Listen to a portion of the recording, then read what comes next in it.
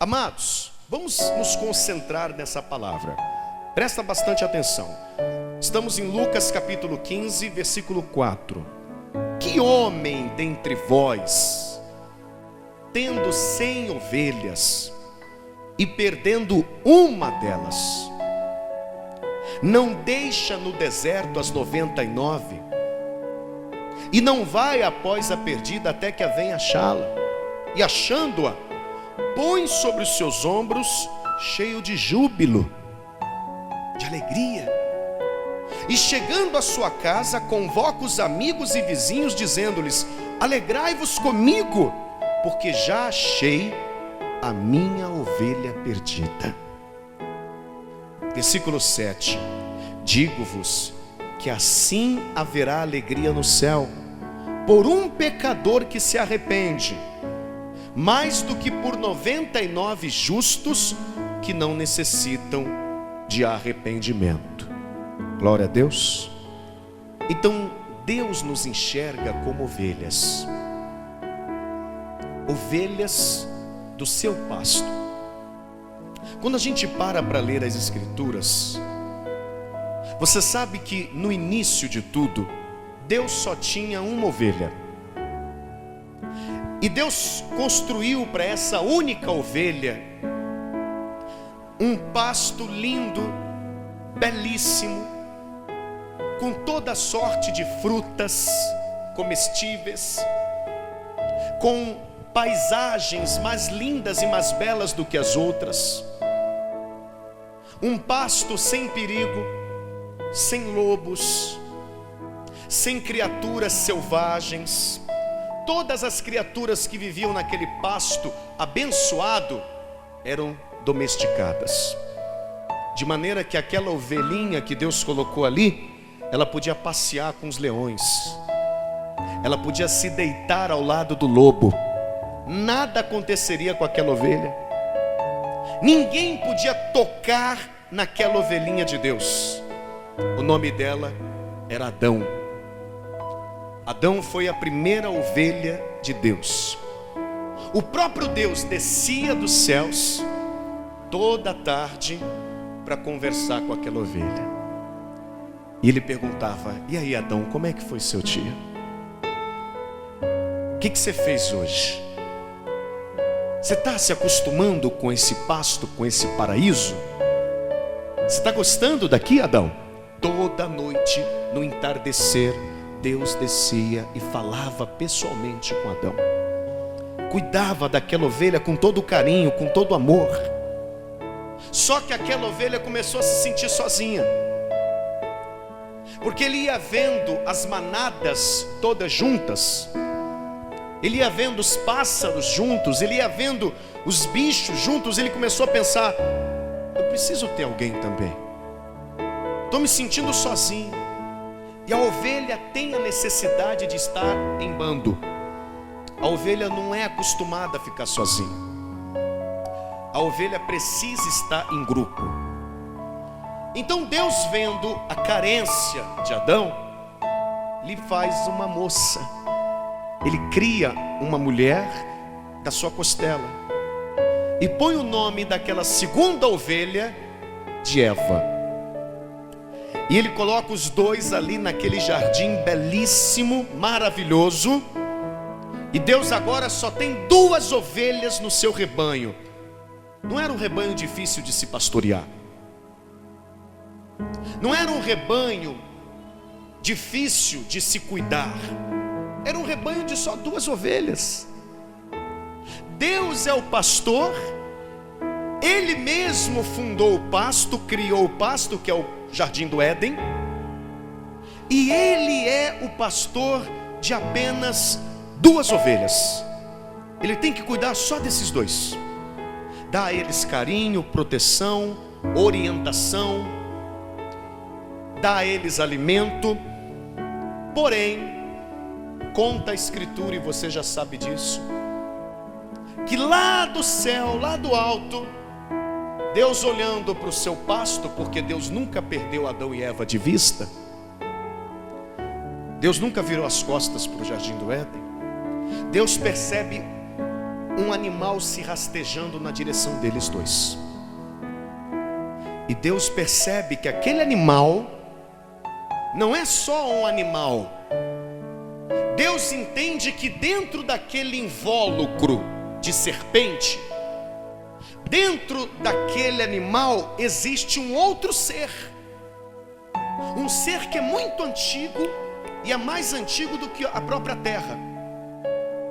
Um ser que um dia fez rebelião no céu. E que através da sua rebelião, ele conseguiu convencer a terça parte dos anjos de Deus a se virarem contra Deus. Por causa dessa rebelião, aquele ser foi lançado por terra e deixou de ser um anjo querubim. Deus entende que quem está dentro daquela serpente, daquele invólucro de animal, é Satanás. Deus está vendo tudo do alto, mas Deus não faz nada. Deus percebe o diabo se rastejando na direção de Adão e Eva, mas Deus não faz nada. Ele sabe qual é a intenção do diabo, mas Deus não faz nada. É como aquele pastor que está vendo a ovelha lá pertinho da cerca. O lugar da ovelha era para estar junto com o pastor, mas ela está longe, ela está na cerca. E o pastor está vendo o lobo chegar. E aquele animal começa a sussurrar no ouvido de Eva. Começa a falar. E Eva começa a dialogar com aquele animal. Eu não acredito que a serpente falou. Eu acredito que a comunicação foi em pensamentos. Quem está entendendo aqui? O diabo começou a se comunicar com Eva pelos pensamentos. Ele invadiu a mente de Eva. E ao invés da Eva, que já tinha sido induzida pelo seu pastor, já tinha sido cuidada, orientada pelo seu pastor, que era o próprio Deus, ao invés da Eva interromper aquele diálogo, ela vai conversando com o diabo, com a serpente. Esse é o problema da gente. Vem maus pensamentos na nossa cabeça, e ao invés da gente mandar embora, repreender, amarrar, a gente fica dialogando com isso. A gente fica questionando, pensando, alimentando as ideias erradas. Será? E se for assim? E o diabo está assim, soprando. Será que isso vai acontecer comigo? Será que eu estou mesmo vivendo uma vida desgraçada? Será que eu estou mesmo sendo enganada por Deus? Ao invés da pessoa cortar aquele assunto, aquele pensamento, ela vai alimentando aquela ideia. Será que a saída é se matar? Será que a saída mesmo é me afastar da igreja? Amado, não dialogue com a serpente, não converse com o diabo, não alimente pensamentos, amarra, repreenda e ponto final, amém? Eu não aceito esses pensamentos na minha cabeça, eu não aceito essas imaginações, eu não aceito essas ideias erradas. Mas a Eva começa a conversar, e Deus vê o próprio diabo se camuflando de serpente, mas Deus não faz nada. É como se Deus dissesse: vamos ver a reação das minhas ovelhas. Eu quero ver se elas sabem discernir a voz de quem lhes ama da voz de quem lhes engana. Deus está olhando a ovelha de longe, e Deus está pensando: eu quero ver aonde isso aí vai dar. Amém, amados? A qualquer hora Deus podia ter interrompido aquilo. A qualquer momento Deus poderia ter descido e dito: show daqui, serpente, vá perturbar outro lugar, não entre no meu jardim, não ouse rastejar para dentro do meu jardim, não ouse se comunicar com as minhas ovelhas. A qualquer momento Deus poderia ter lançado um raio na cabeça daquela serpente, sim ou não? Mas Deus não interrompeu. Deus deixou a coisa ir andando, porque o diabo está disfarçado. A Eva não está percebendo. O diabo não vem pessoalmente, ele vem num invólucro. O diabo, ele vem disfarçado. Mas Deus permite. Sabe por que Deus permite? Porque não seria justo Ele não nos dar o poder de escolha. Não seria justo se Deus fosse como um ditador. Então Deus permite que a gente seja tentado, que a gente ouça coisas que não queremos ouvir. Deus permite que a gente se aproxime, às vezes até de uma tentação, para ver qual vai ser a nossa reação. É o que está acontecendo. Ali a serpente também faz o papel de lobo, porque ela quer tirar aquelas ovelhas do paraíso. Ela vai trabalhar para tirar as ovelhas do paraíso. E de que maneira Satanás vai fazer isso? Você acha que o diabo vai arrancar Adão e Eva do paraíso? Não, vai tentar convencê-los de que aquele lugar é ruim, não é bom, de que Deus não é tão bom assim quanto parece. Satanás vai tentar convencer a Eva de que Deus é um enganador e não presta. Ele vai desmentir, ele vai desdizer, melhor dizendo, ele vai desdizer a palavra de Deus, ele vai distorcer o que Deus estava falando. Vamos comigo aqui em Gênesis, abra lá. Nós estamos no primeiro aprisco do mundo, o Jardim do Éden, e falando das primeiras ovelhas que existiram na terra, Adão e Eva. E Deus é o pastor de apenas 2 ovelhas, hein? Ele não tem uma congregação de 5.000, 10.000, 20.000 pessoas, não. Ele só é o pastor de 2 ovelhas, e ele tem que cuidar. Gênesis capítulo 3, versículo 1. Está escrito assim, amados: ora, a serpente era a mais astuta que todas as alimárias do campo que o Senhor Deus tinha feito. Havia algo sobrenatural naquela serpente. Por que a Bíblia diz que ela era mais astuta? Ela era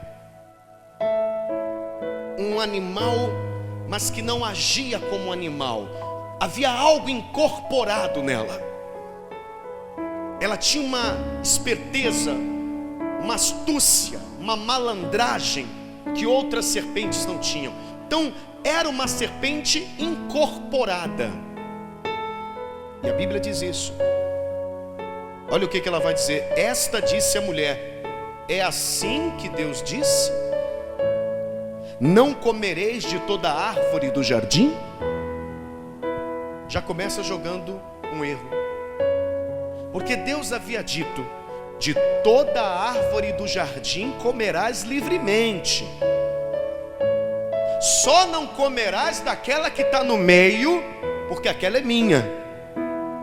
Aquela que tem o conhecimento do bem e do mal, essa vocês não podem comer, mas o restante comam à vontade. Ali tem a árvore da vida. Cada fruto que vocês comem daquela árvore dá a vocês mais tempo de vida. Vocês podem comer a árvore da vida, o quanto vocês quiserem. A árvore da vida produzia um fruto, amados, que quando eles comiam, tinha o poder de rejuvenescer as células. Hoje em dia nós já nascemos morrendo, sabia disso? A gente nasce e já começa a perder célula. As células já começam a perder. Toda vez que você toma banho e você se lava, você está tirando do seu corpo células mortas. Elas se misturam com a sujeira. E a gente vai envelhecendo, porque as células do nosso corpo vão morrendo.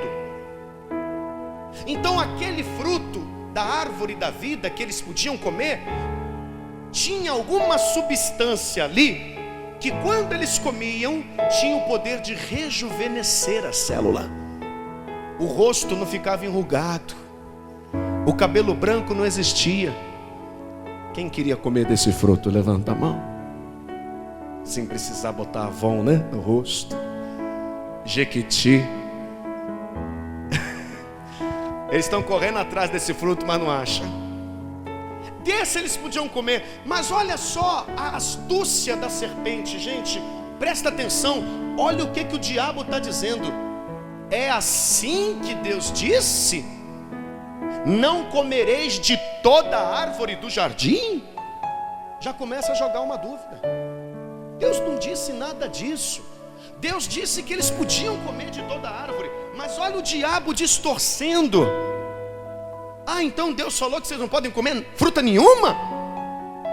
Já começa assim, para botar confusão na cabeça da pessoa. O diabo sempre usa a mesma estratégia. Ele vai querer desdizer a palavra de Deus, distorcer.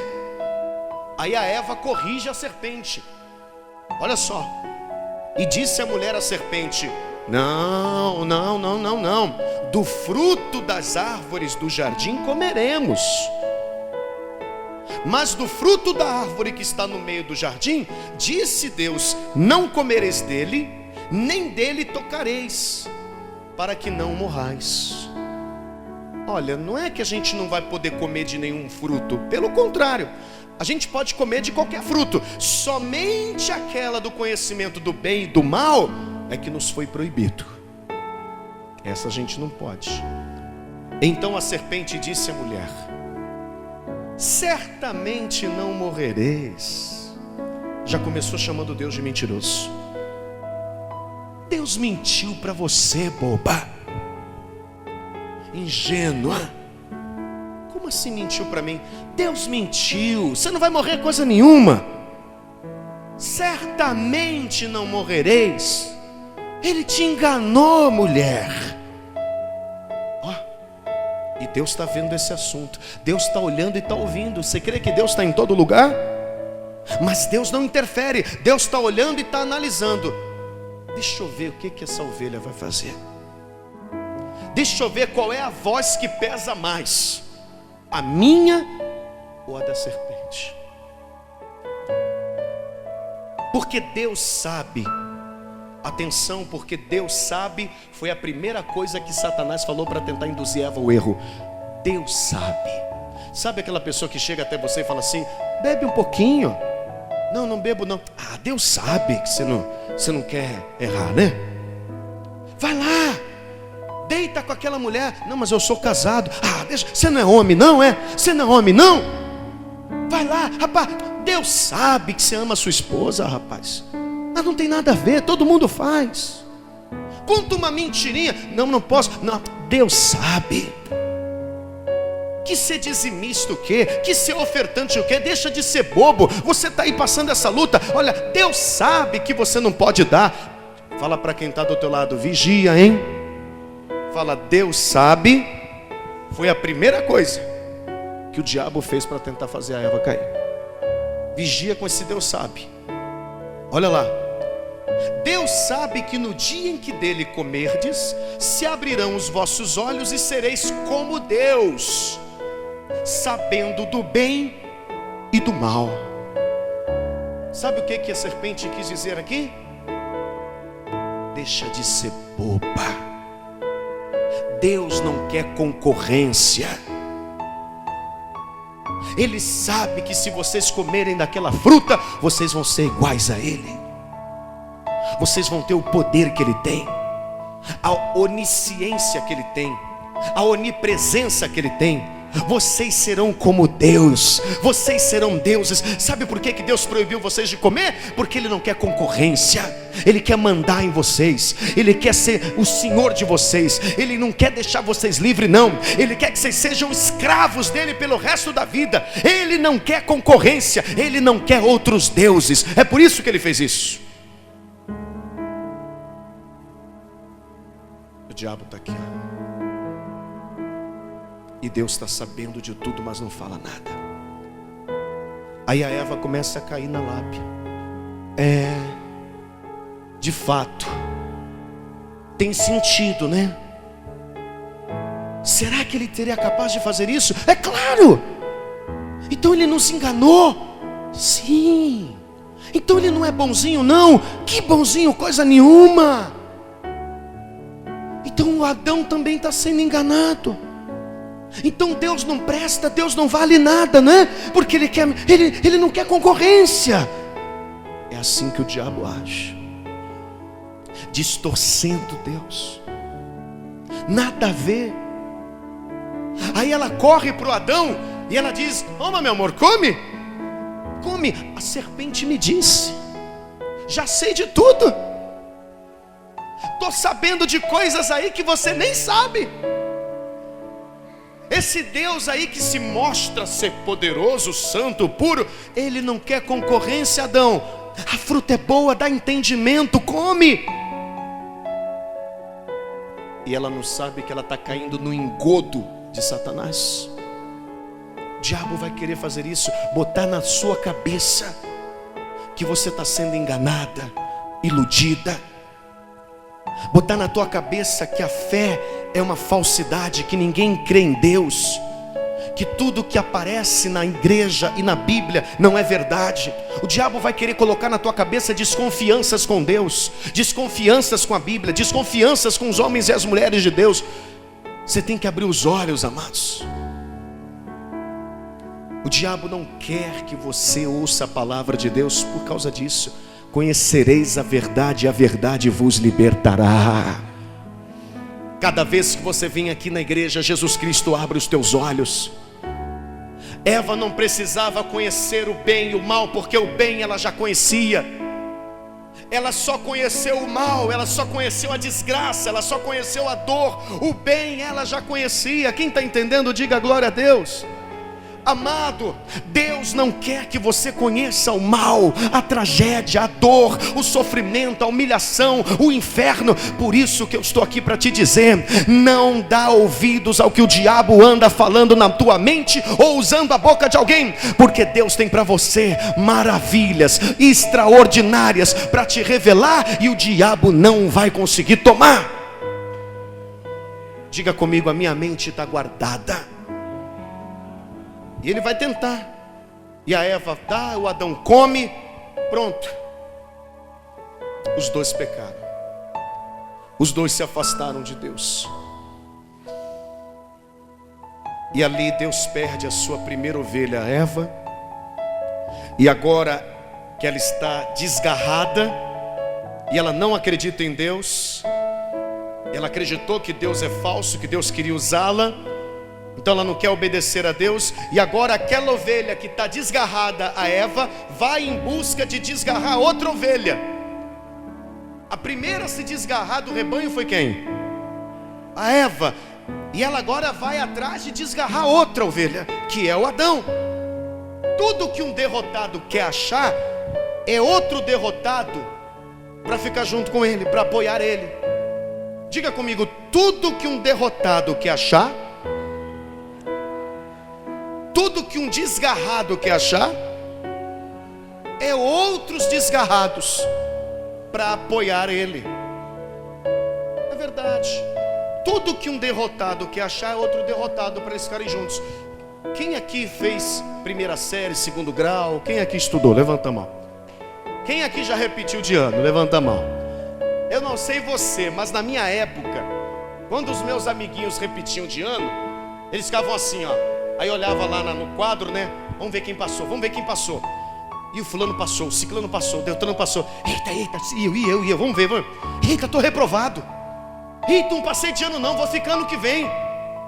Puxa vida, perdi. Aí o derrotado fica assim, ó. E aí, passou? Passei. E você passou? Passei. E você passou? Passei. E você passou? Não, passei não. Tamo junto ano que vem. E você passou? Passei não. Tamo junto ano que vem. Ei tu. Fala, tá amarrado, meu irmão. Era assim na tua época também? Tudo que um derrotado quer, outro derrotado para fazer companhia. A Eva caiu. A consciência dela está acusando ela, porque a consciência do homem é convertida a Deus. Ainda que a boca diga, não, eu estou certo, eu sei o que eu estou fazendo, a consciência convertida acusa. Aí ela vai até o Adão e fala, come também. E ele come, caiu os dois, pronto. Mas como é que pode, pastor? Essa é a pergunta que eu quero fazer para a igreja nessa noite. Como é que pode Deus, sendo o Todo-Poderoso e tendo um único rebanho de somente 2 almas, Como é que ele, sendo Deus, ainda assim ele perde essas duas almas para o diabo? Talvez alguém dissesse: puxa, mas que péssimo pastor, hein? Alguém podia pensar assim, né? Porque Deus era pastor de um só rebanho, e nesse rebanho só tinha duas almas, e ele não soube cuidar dessas almas, deixou essas almas se desgarrar, deixou essas almas se afastarem. Por que esse pastor não fez nada? Por quê? Não entendo, pastor. O problema não estava em Deus. Amado, entenda, o problema não estava em Deus. O problema não estava no pasto, porque o paraíso era lindo. O problema estava nas ovelhas que ainda não conheciam o seu pastor, que era o Senhor. Glória a Deus, amado. Porque se eles conhecessem Deus, quando o diabo viesse inventar uma mentira, na mesma hora Eva teria dito: para trás, sai daqui agora, porque eu conheço o meu pastor, eu conheço o meu Deus, eu tenho experiência com Deus. Por isso que é importante você vir aqui e receber o Espírito Santo, para você ter experiência com o teu Senhor. Quem crê que o Senhor é o nosso pastor e nada nos faltará, quanto mais você vem aqui, mais você conhece o teu pastor, mais você fala com o teu pastor, e mais o teu pastor se comunica contigo. E o teu pastor, que é o pastor dos pastores, o Senhor dos senhores, não vai deixar você ser enganado pelo diabo, porque ele é aquele que te guarda, igreja. Oh glória! Diga comigo: Senhor, eu quero ter mais intimidade contigo, eu quero te conhecer melhor. Essas ovelhas não conheciam seu pastor, e essa é a reclamação de Deus, amados. Abra comigo em Isaías capítulo 29, versículo 13. Vamos comigo lá, Isaías 29, versículo 13. Às vezes a gente pensa que só porque tem muita gente se convertendo, muita gente enchendo igreja, muita gente indo para o altar louvar, muita gente pregando, puxa, olha, eu passo, pastor, eu vejo tanta gente dizer que é evangélica. Dizer que é evangélico não basta.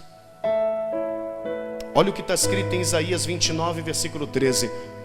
Porque o Senhor disse: este povo se aproxima de mim, e com a boca e com os lábios me honra, mas o seu coração se afasta para longe de mim. Forte isso, né, gente? E o seu temor para comigo consiste somente em mandamentos de homens em que foi instruído. Esse temor que eles dizem que tem comigo é tudo religiosidade. Consiste apenas em mandamentos de homens, regrinhas que foram criadas, e eles seguem essas regrinhas, ficam decorando de cor as orações, ficam decorando de cor os louvores. É tudo regrado, é tudo mecanizado, é o que Deus está querendo dizer. É tudo regrado, é tudo mecanizado, é tudo religiosamente falando. Não tem nada natural, não tem uma entrega natural. Amém, igreja? Deus está querendo algo a mais de você. Deus está querendo uma intimidade a mais com você, algo natural entre você e Ele. Não aquela mesma oraçãozinha de manhã antes de sair de casa, e depois quando volta para casa, e aquela mesma coisa metódica, regrada. Não, Deus quer algo grande contigo, algo natural, algo mais expressivo. Deus quer que você mergulhe de cabeça no mundo de Deus, no mundo da fé, e Ele vai mergulhar de cabeça na tua vida, e vai mudar a história da tua vida, e te dar experiências que você nunca teve em toda a sua vida. Oh glória! Mergulha no mundo de Deus, Ele vai mergulhar na tua vida de maneira sobrenatural. Conversam com Deus, mas dentro de si não tem Deus, é o que ele está dizendo. Nem Deus consegue pastorear quem não quer ser pastoreado. Ele só tinha 2 ovelhas e as 2 ovelhas se desgarraram. Amém, gente? É impossível você colher frutos de quem não nasceu de Deus. É impossível você colher frutos do Espírito Santo, fidelidade, amor, fé. É impossível você colher da pessoa frutos do Espírito Santo se ela não nasceu de Deus. Adão e Eva nasceram do pó, mas não nasceram de Deus, por incrível que pareça. Porque João vai dizer que o nascido de Deus vence o mundo. Amém, gente? É necessário mudar a natureza e não só a aparência.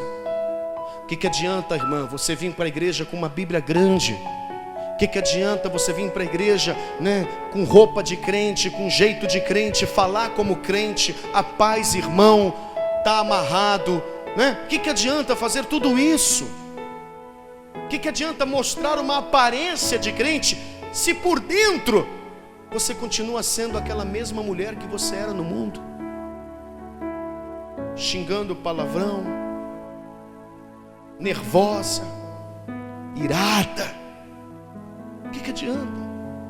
Aquela pessoa que continua fazendo coisas erradas como no mundo fazia.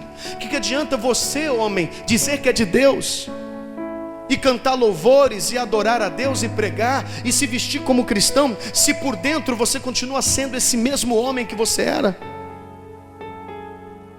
Egoísta, solitário, ignorante. O que adianta, amados? Vamos comigo em 2 Coríntios capítulo 11, por gentileza. A gente tem que vigiar com o nosso ouvido, minha gente. Como é que o diabo consegue desgarrar uma ovelha do rebanho e levá-la para o mundo? Como? Sussurrando mentiras acerca de Deus no seu ouvido. 2 Coríntios 11, versículo 3, quem achou, diga glória a Deus. 2 Coríntios 11, versículo 3, vamos lá. Amém?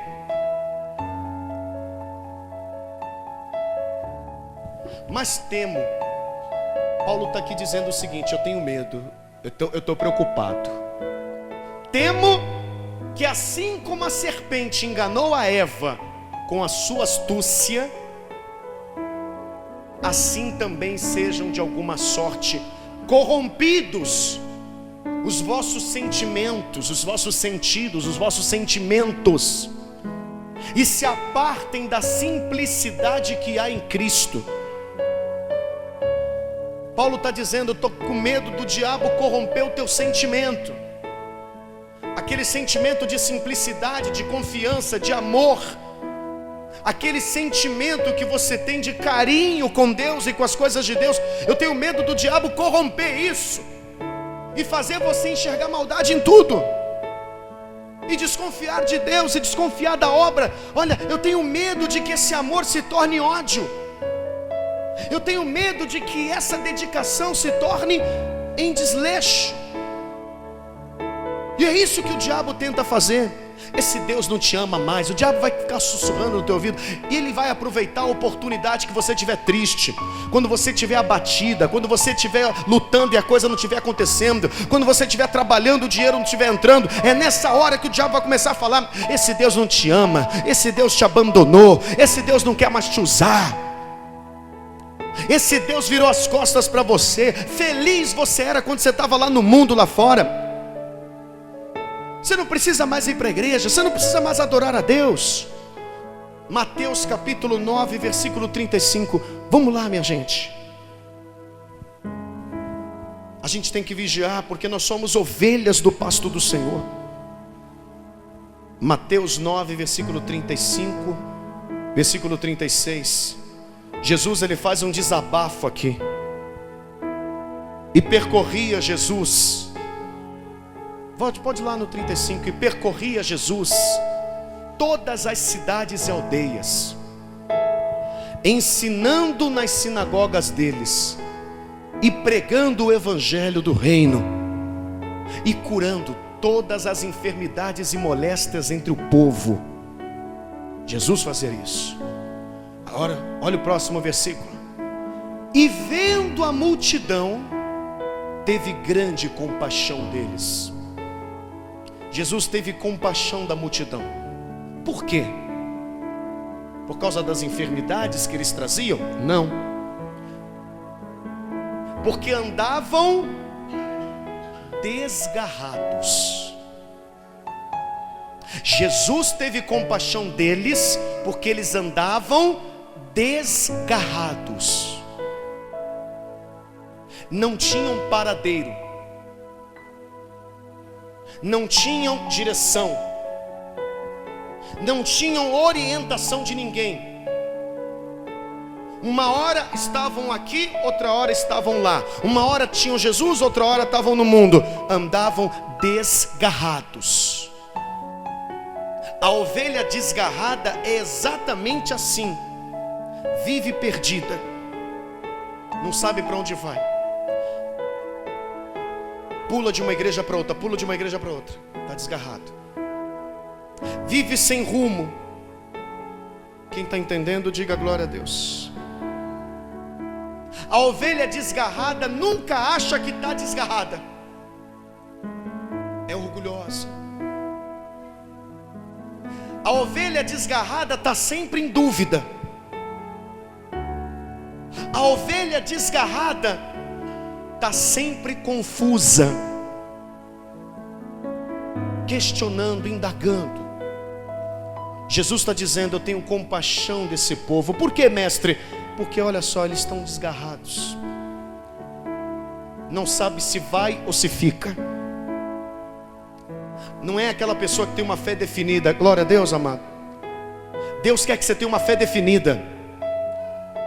Não é aquela pessoa que tem uma fé definida. Ela é meio barro, meio tijolo.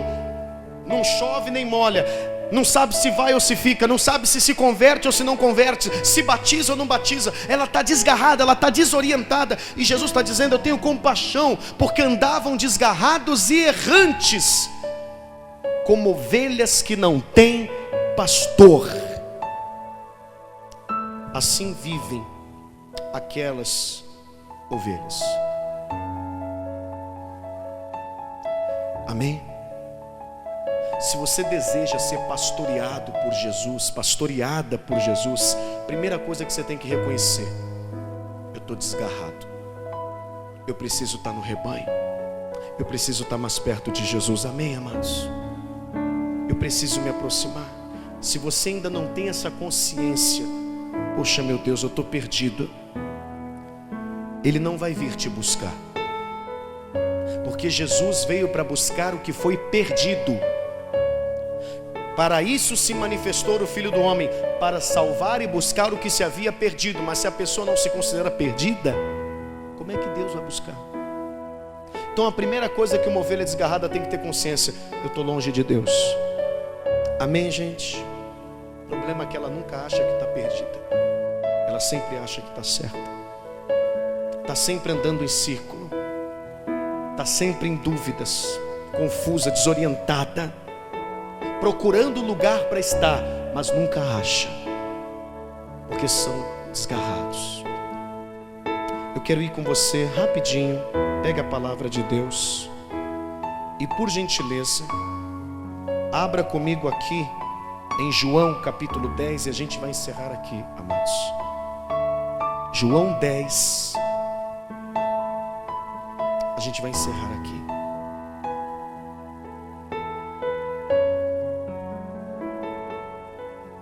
Nós vamos ler a partir do versículo de número 1 em diante. Na verdade vos digo que aquele que não entra pela porta do curral, mas sobe por outra parte, é ladrão e salteador.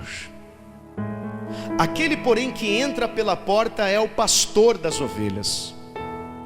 A este o porteiro abre, e as ovelhas ouvem a sua voz, e chama pelo nome suas ovelhas e as traz para fora. O verdadeiro pastor nunca vai deixar você enclausurado, preso. amarrado. O verdadeiro pastor traz você para fora, te tira de uma situação. Quem está entendendo aqui? Ele não quer te amarrar, ele quer te libertar. Amém? Traz a ovelha para fora. E quando tira para fora as suas ovelhas, vai adiante delas. Jesus Cristo está indo adiante de você. Ele está na tua frente. E as ovelhas o seguem porque conhecem a sua voz, mas de modo nenhum seguirão o estranho, antes fugirão dele porque não conhecem a voz do estranho. Aqui no versículo 22, diz que o povo ficou confuso e disse: nós não entendemos o que o Senhor está pregando. Olha o versículo 22. Em Jerusalém havia a festa da dedicação e era inverno, e Jesus passeava no templo, entre o alpendre de Salomão. E rodearam-no, pois, os judeus dizendo: até quando terás a nossa alma suspensa? O que é ter a alma suspensa? Até quando nos deixará sem respostas? Nós não entendemos o Senhor. Se tu és o Cristo, dize-nos abertamente. E respondeu Jesus: já vou-lo tenho dito, mas vocês não me creem. As obras que eu faço em nome do meu Pai, essas testificam de mim. Mas vós não credes, porque não sois das minhas ovelhas. Como já tenho dito, as minhas ovelhas ouvem a minha voz. Quem é ovelha de Cristo, obedece a Cristo, obedece a palavra de Cristo. E eu as conheço e elas me seguem, e dou-lhes a vida eterna e nunca hão de perecer. Ninguém as arrebatará das minhas mãos. Diga glória a Deus. Ninguém tira uma ovelha de Cristo da mão de Cristo. Ela pode ficar sozinha, ela pode ser abandonada, ela pode ser rejeitada pelo mundo, ela pode até ser decepcionada. Ninguém arrebata das mãos de Cristo uma ovelha de Cristo. O bom pastor, a Bíblia diz isso lá no início, nós lemos. Ele, quando percebe que uma ovelha está perdida, deixa as 99 aonde? Não é isso que estava escrito não. Deixa as 99 aonde? No deserto. Quem lembra lá? Pode voltar no primeiro versículo aí, ó. Olha lá. Pode colocar lá no primeiro, onde a gente leu, lá no primeiro. Deixa as 99 no deserto. Por que Jesus deixa as 99 no deserto, sozinhas? Porque elas não vão se desviar, porque elas não vão se afastar, porque elas não vão seguir o lobo. Quem é ovelha de Jesus, amado, fica no deserto, na luta, na prova, na dificuldade, mas não perde a sua fé, não perde a sua vontade de servir a Deus. Pode passar a luta que for, eu não saio da presença de Deus por nada. Pergunta para quem está do teu lado: você é ovelha de Cristo? Mais alto: você é ovelha de Cristo? Porque se você é ovelha de Cristo, ainda que Ele te deixe no deserto, você não vai se afastar. Quem toma posse dessa palavra? Mas você vai permanecer firme com Ele. Amém? Vamos aplaudir o Senhor Jesus. Vamos ficar de pé. Oh glória. Jesus, ele disse assim: o ladrão veio para roubar, matar e destruir. Eu vim para te dar vida e vida com abundância. Jesus vai te levar para pastos verdejantes.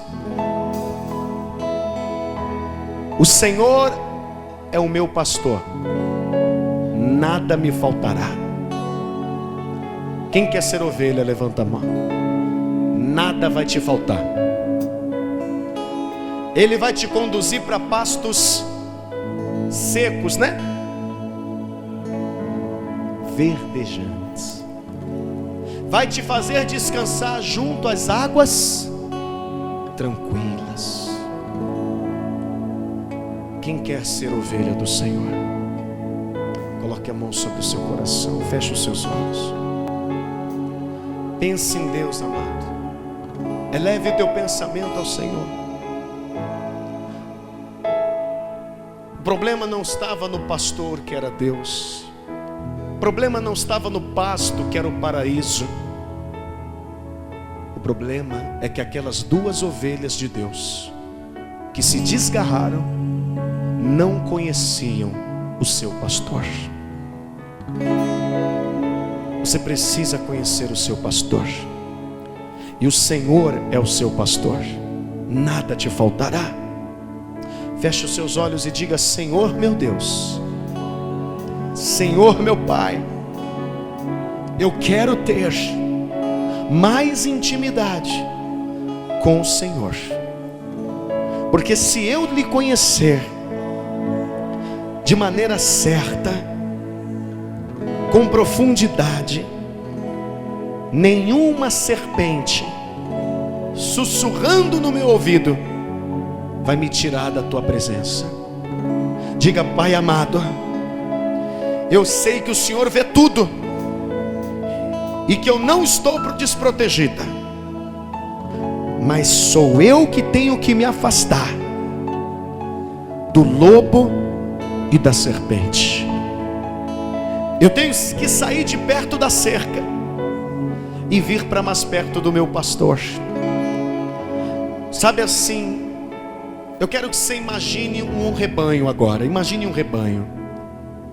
Sabe quais são as ovelhas mais vulneráveis do rebanho? São aquelas que estão coladinhas na cerca. E sabe quais são as ovelhas mais protegidas do rebanho? Aquelas que estão coladinhas com o pastor. Porque o lobo não vai tirar a ovelha que está perto do pastor.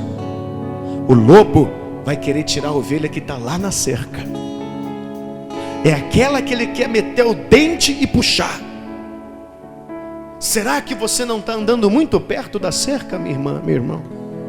Será que você não está andando muito afastada do Senhor? Muito longe do Senhor? O Senhor Jesus é o teu pastor. Você tem que estar perto dele. Você tem que estar colada em Jesus. Eu não quero descolar de Jesus nem um instante. Porque quanto mais eu me afasto da casa de Deus, da presença de Deus, mais perto da cerca eu vou ficando. Feche os seus olhos. Senhor nosso Deus e nosso Pai, em nome de Jesus Cristo, eu peço para que o teu Espírito Santo seja derramado agora sobre essas pessoas. Eu quero que a tua presença, meu Deus, desça nesse lugar, como foi em Pentecostes. Eu quero que o Senhor agora, meu Deus, venha trazer sobre essa igreja uma intimidade maior contigo. Eu quero que essa pessoa não apenas ouça a tua palavra, mas sinta o teu poder, sinta a tua unção. Eu quero que ela seja fortalecida nessa noite. Se ela estava fraca, se ela estava enferma na fé, se ela estava doente, se ela estava muito longe do Senhor, então agora seja ela fortalecida.